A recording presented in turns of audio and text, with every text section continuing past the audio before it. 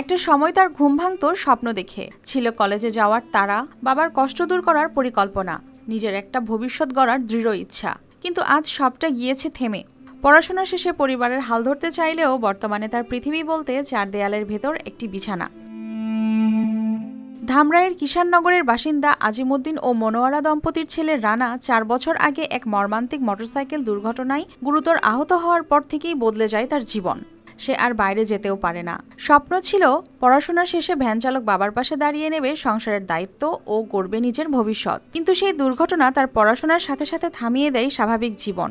এখন সে নিথর শরীর নিয়ে বিছানায় শুয়ে তাকিয়ে থাকে স্থির দৃষ্টিতে। দেহে প্রাণ আছে, অথচ নেই কোনো গতি ও চাঞ্চল্য।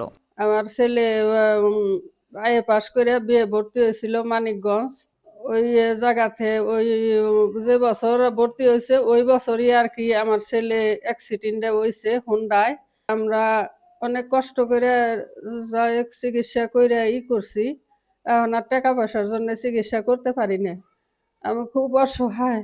আমার যদি আপনারা কিছু সাহায্য করতেন তাহলে আমার ছেলেটার আমি চিকিৎসা করতে পারতাম। 72 ঘন্টা ময়েশ্চার লক সমৃদ্ধ লিলি বডি ওয়াশ শিয়া বাটারের গুডনেস স্কিন রিপেয়ার করে রাখে সফট ও গ্লোয়িং। রানার সুস্থতার জন্য প্রয়োজন নিয়মিত থেরাপি ও বিশেষ চিকিৎসা। কিন্তু দিন এনে দিন খাওয়া ভ্যান চালক বাবার পক্ষে সেটা চালিয়ে নেওয়া কষ্টকর। কোনো মতে সংসার চললেও ছেলের চিকিৎসা করাতে না পারার যন্ত্রণায় প্রতিদিন ভেঙে পড়ছেন বাবা মা। আর সেই অসহায়তার ভাষা হয়ে উঠছে চোখের জল। আজ 4 বছর যাবৎ অ্যাক্সিডেন্ট করছে মোটরসাইকেলে। আমি খুব অসহায় পড়ে গেছি।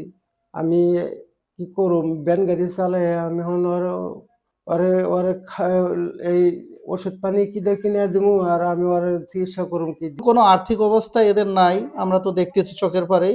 এদের এই ছেলেটারে চিকিৎসা করার মতনও এদের সামর্থ্য নাই, কিন্তু এর 100% একে ফিজিওথেরাপি দিতে হবে। 4 বছর ধরে অভাব ও অনিশ্চয়তার সঙ্গে লড়াই করছে রানা ও তার পরিবার। উন্নত চিকিৎসা পেলে হয়তো আবার স্বাভাবিক জীবনে ফেরার সম্ভাবনা আছে। সকলের সহানুভূতি ও সহযোগিতায় ফিরতে পারে একজন তরুণের জীবনে আশার আলো। News desk, RTV।